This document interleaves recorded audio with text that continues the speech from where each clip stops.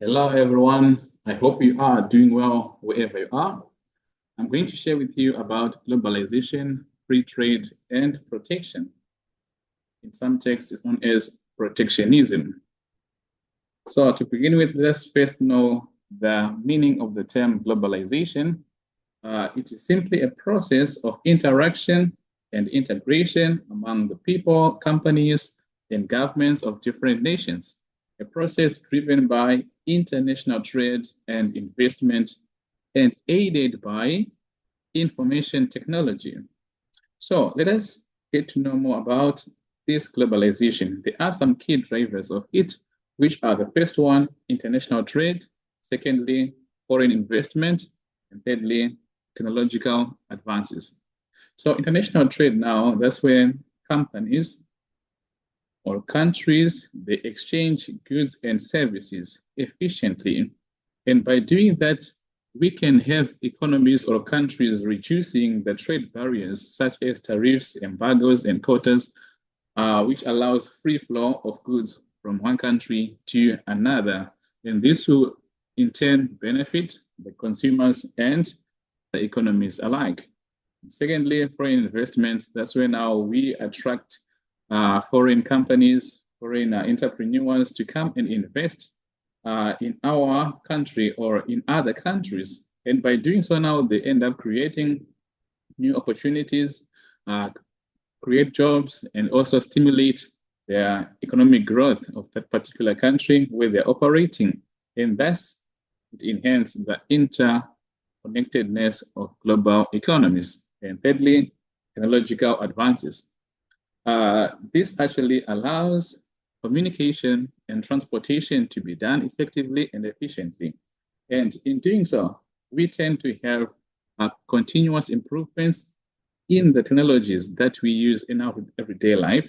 So these innovations now, they actually allow faster shipping methods and real-time communication to be done between businesses, countries, and entrepreneurs from various areas across the world. And this leads to a more integrated global marketplace.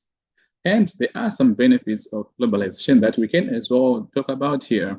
First one is economic growth. And remember this in economics, economic growth is simply an increase in gross domestic product. So we are going to have more products being produced within the borders of our country. And by doing that, more people will be employed, and that will also improve the living standards of our own people as a nation. So this process allows local businesses to even expand their operations beyond domestic boundaries and hence contributing to overall economic development. And secondly, job creation. Jobs are going to be created. Why? Because more businesses would love to invest in infrastructure and local talent, and hence they will contribute significantly to reducing unemployment rates and enhancing local economies. Thirdly, increased trade opportunities. Since now there is free flow of goods from one country to another, that means this will help foster globalization. Home countries will benefit from expanded trade opportunities, and they also have access to the raw materials at lower costs from other countries where they can be available, which will help provide new markets for their goods as well. And fourthly, we talk about foreign direct investments, sometimes known as FDI in simple terms. That means those companies which will come to set their branches or operate in our countries, they'll go on to bring or introduce new capital, which will benefit our local businesses, technology as well, and expertise will be made available through globalization. And this can help elevate the competitiveness of the local industries on a global scale. So those organizations now which operate in a number of countries are known as multinational corporations. All right, they set their branches in a particular country and they operate from there and they'll manage the operations. It can be factories or plants that they can set in a number of countries and operate from there.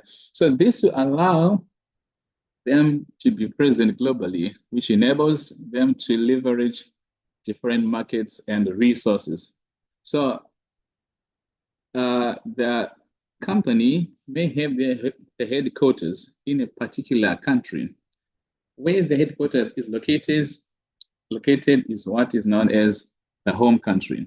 And where their other branches are, that's where we define them as the host countries. And examples of these MNCs, we have Starbucks, we have IKEA, we have Toyota, Adidas, among other businesses that you can think of. So remember, they simply set branches and operate from there because they want to have quick access to some resources or any other benefit that they can gain from there. It can be customers. So there can be advantages to home country of the MNCs operating in other countries. First one here is about global market opportunities, where that MNC now go on to expand the market reach. They go on to sell their products to a number of customers globally. And by doing so now, they end up improving their brand image, improving the brand awareness, and the sales potential is going to increase. Why? Because they're targeting customers not only in their domestic market, but international market. And also, we talk about employment creation. Those MNCs, they create employment opportunities for the people of their home country. So even wherever they will be also located, they may go on to set those other branches with people from their home country who have more knowledge about how it's operating back home. And this contributes to reducing unemployment rates and provides various opportunities across different sectors. And also, it improves the economic growth. The gross domestic product of our home country will also be improved thereafter. And by increasing local economies, by investing in local economies, they help also stimulate various sectors and enhance overall economic performance. One more benefit is about balance of payments. Here, the moment you engage yourself in operating as an MNC, you may go on to improve or to have a favorable balance of payments as a country, as the home country. Why? Because you tend to produce more output or more goods in your country that you export to other countries as well. So if you go on to export more goods than what you are importing as a country, it means you'll be gaining more foreign currency and losing less through importing. And hence you have a favorable balance of payments thereafter, which is a benefit to your country, and also stimulating foreign investments. The activities of MNCs can also attract foreign investments back into the home country. And by doing that, there will be an influx of capital, which can enhance the economic landscape and create more opportunities for local businesses. And finally, strengthening local economies. By having these MNCs operating in various regions, they also tend to engage in local suppliers and in businesses. And by doing that, they'll end up strengthening local economies. And this symbiotic relationship, it fosters growth and sustainability in the home country. Then we talk also about another one here, integration with global markets. The moment you operate as an MNC, you're going to gain also or to have an exchange of cultures, which can be new ideas, practices, innovations, amongst other areas of the culture, which may benefit us as the home country. And also we are going to have a competitive advantage. This can also be as a result of specialization. So by engaging with the national markets, the home countries can leverage their unique resources and capabilities to establish a competitive advantage. And this interaction fosters innovation and efficiency in local industries, and also skill development. The moment you integrate with the MNCs into a local economy, all right, they often lead to skill development for the workforce. Why? They do provide training to our own people around, and they'll get to understand how work is done, and their skill sets will be improved, making them more competitive in the global job market as well. And access to technology. Those MNCs, they will also bring advanced technologies from the countries where they're operating in, which may be of benefit to our local industries and drive our innovation as a country, allowing domestic companies to keep pace with global advancements. And MNCs, they play a major role in every economy. First one here, they act as economic powerhouses in their home countries. Also, they provide necessary resources and infrastructure that support local economies. And hence, this will help influence often shapes the economic policies and practices. And also, these MNCs, they do conduct corporate social responsibility, where they give back to the society. They help improve the community in a number of ways. They develop the environment, provide education for free. They give some grants and scholarships to the local people. They support our football teams, sport teams. They also foster a positive social impact. So that's what they do now when they do well in their business activities. Also, the MNCs, they have an influence on policy, meaning to say government policies, they tend to be influenced by the MNCs in a way that will benefit the economy. So it can be economic and trade policies, and they also lobby efforts and economic contributions, which tend to lead to a favorable regulatory environment for business operations. And also, the MNCs, they tend to do the market diversification. The moment they operate in various countries, that means they're diversifying their market, not only focusing on one market, which may fail, but rather rely on a number of markets internationally. As a good investor, you shouldn't invest your money in one investment. I spread it. And do not put your eggs in one basket, but spread them. In case one gets spoiled, the other ones will still be in good state. And of course, this will help improve the operation of the business. But however, this diversification reduces dependence on local markets and mitigates the risks associated with economic downturns. Then there are some challenges that we can talk about, which can include economic disparities. So in as much as the MNCs are very much beneficial, in some cases, they tend to focus on one area or one region, but not the others. So that region now end up having people who are well up, people who are rich, people who have good income, but other parts of the country or the economy may not be benefiting as much as the others are doing. So that will create actually socioeconomic inequalities. And also think about cultural homogenization. In as much as we encourage those MNCs to be available in our country, they will bring forth their different cultures, which may end up diluting our own culture. So cultural dilution is inevitable when you introduce MNCs in your country, and your own identity, your own culture, your own traditions, your own language may end up being overshadowed by the dominant cultures being promoted by the MNCs. Hence, you lose your cultural diversity. Next thing, environmental concerns.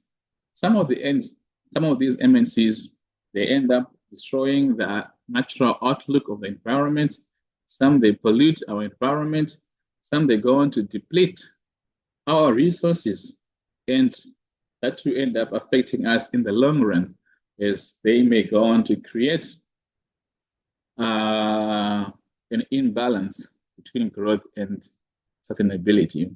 And lastly, we can talk about the regulatory challenges.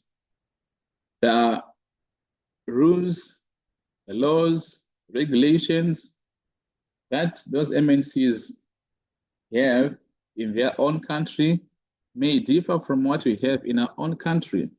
And we may end up having some clashes as they try to fit in.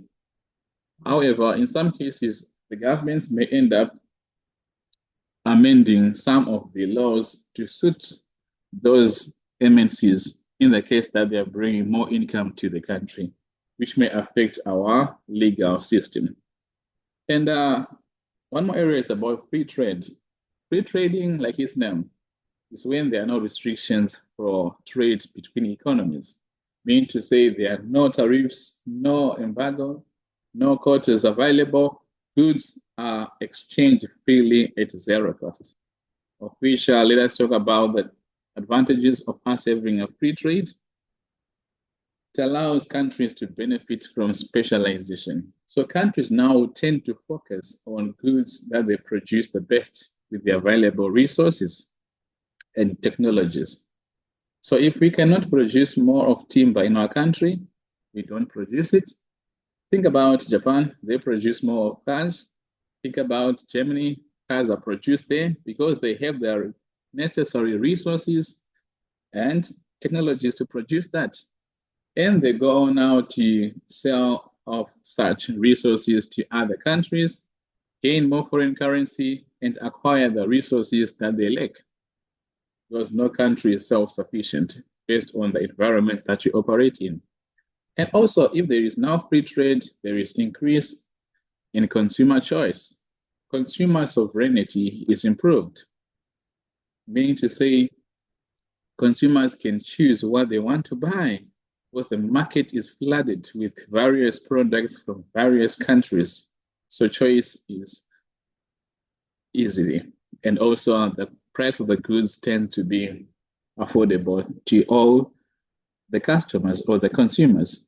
And also, since we allow goods to be traded from various countries in our market, that means there is now an increase in competition and efficiency.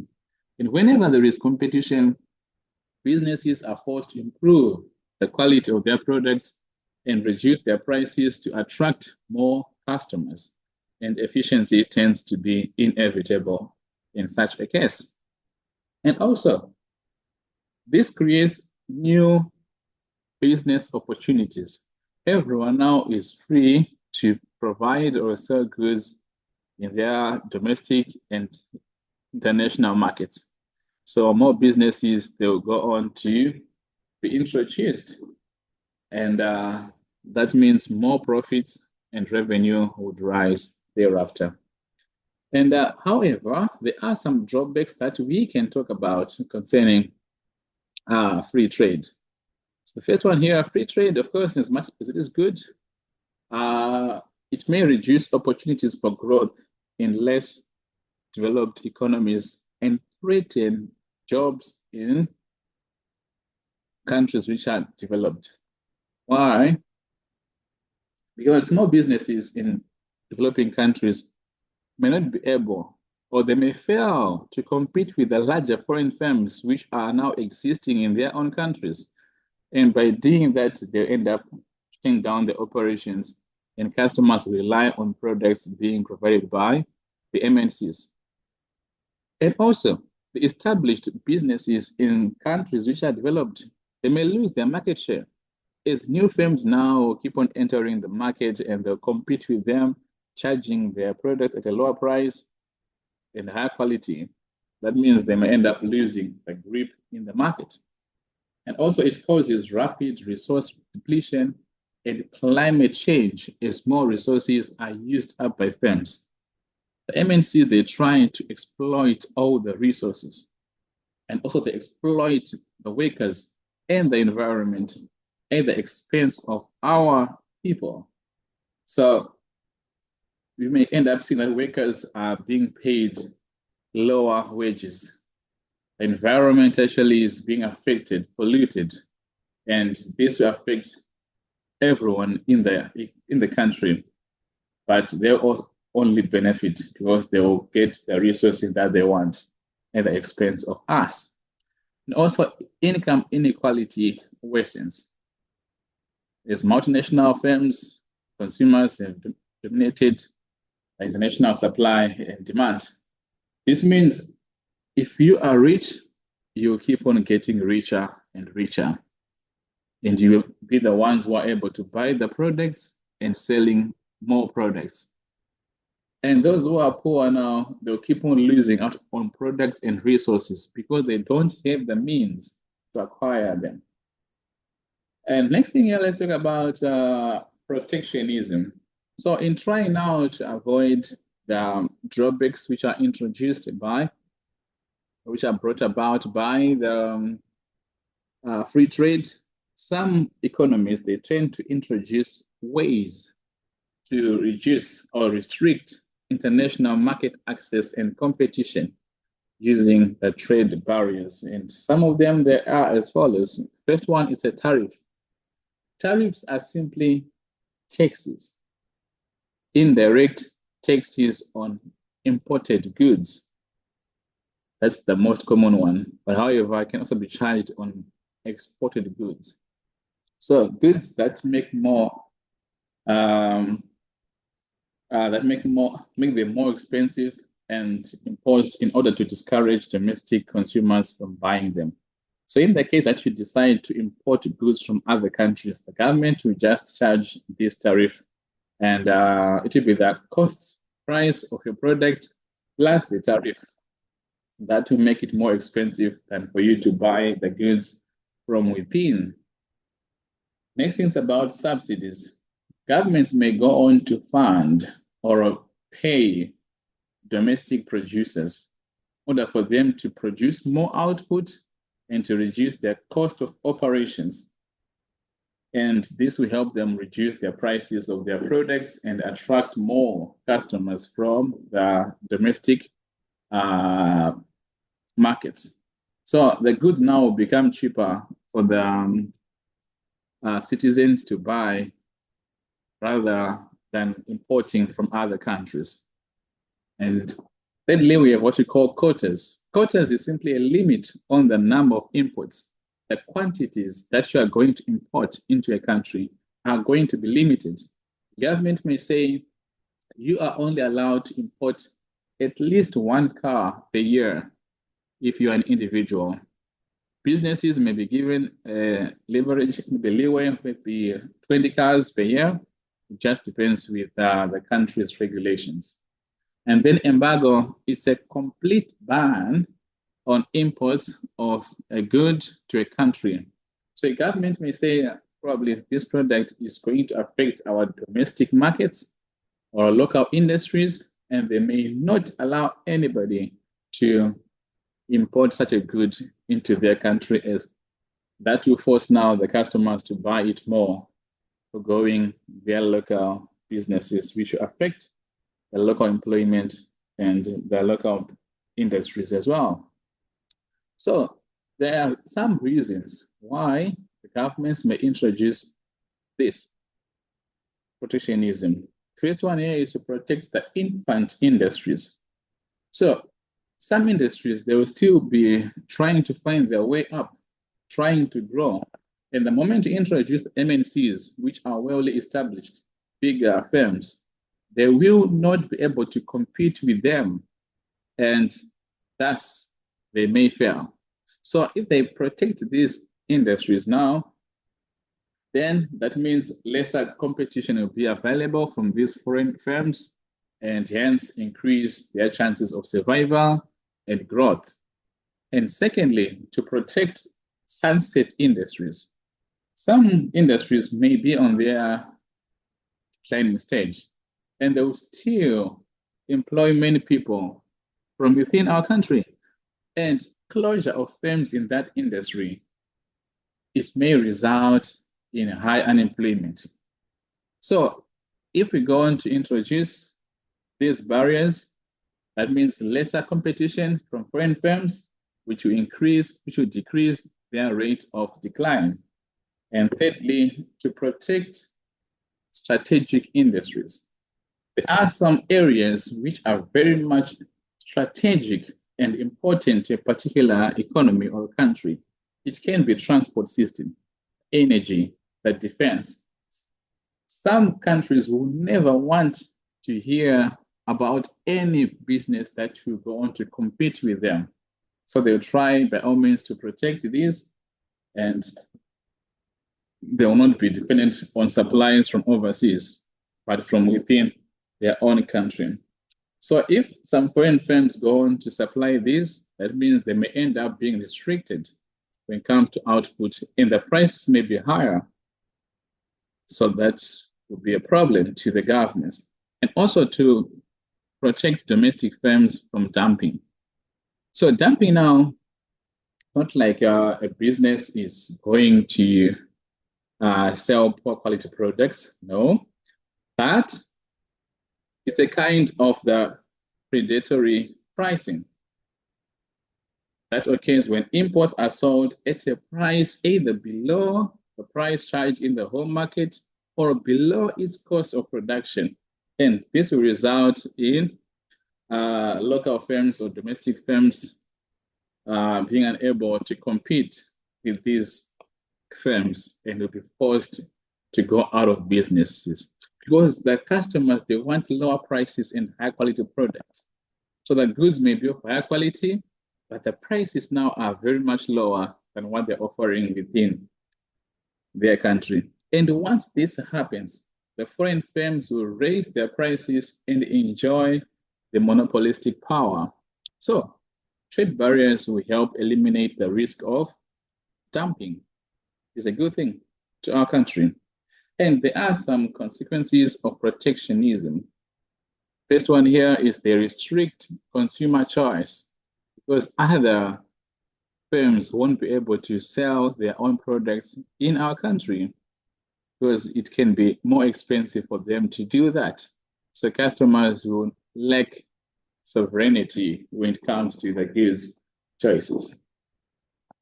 And also, they restrict new revenue and employment opportunities.